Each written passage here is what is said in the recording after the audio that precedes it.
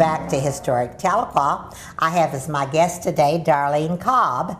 And since the infamous murder of Sheriff or Marshal Maples, ostensibly by Ned Christie, occurred on the banks of Bear Creek in Tahlequah, Darlene is going to tell us something about the community where Ned Christie, the Cherokee senator, lived at this time in the 1880s. And she has some very good information. Darlene, tell us about that. Well, if you go to the junction of Highway 62 and 51 east of Tahlequah and go take the 51 towards Stillwell, about 5 miles you will turn off to go to Wauhilla. And down the Wauhilla Road, just a little ways, probably a mile and a half or so, there is a little mountain or hill that is called Ned's Mountain. And Ned, I think he made the fort on the hill after his house was burned where he lived. Right, and when they were that was just before Ned's Mountain. If you turn left there, you would go down to Ned's Spring, and some people call it Bidding Spring, I believe. And his house was there to the left of that spring. But after they burned his home, he went up onto Ned's Mountain, which is right there on the highway.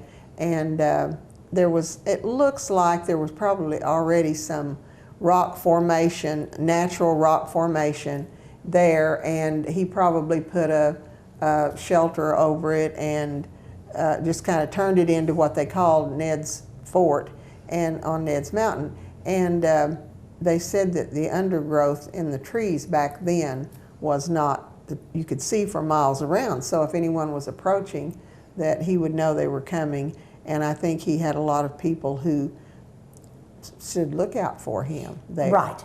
And I understood that Ned's Fort was double walled with sand packed in between, so it would be. Is that true? Well, that was his house. And, that was his house. And yes, and I have heard that too, that when he rebuilt after they burned his house the first time, then, which he and his son both were injured then, that he built it back with the double walls and the little places to shoot portholes kind of to shoot out of.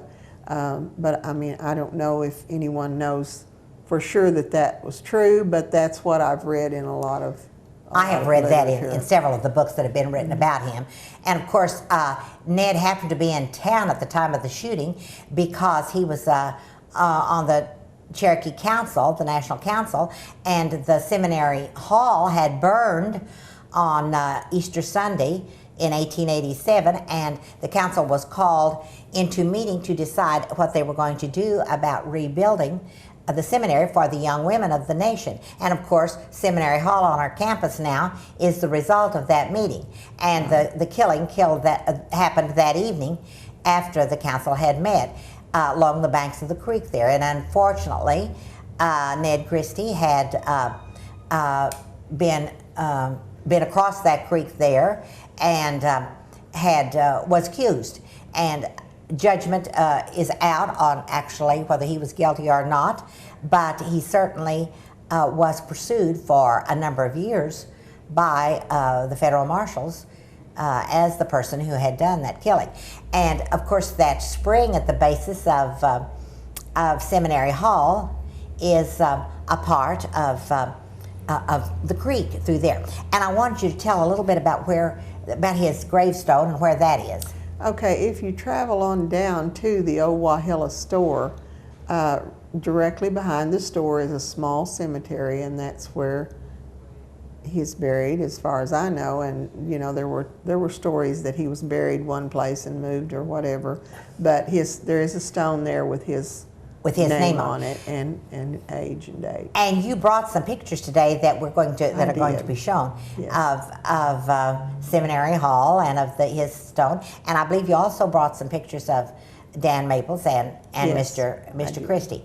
And that saga has engendered several books, and some of the details of the books are not always in agreement with each other, but in general, they are in agreement. For the most part.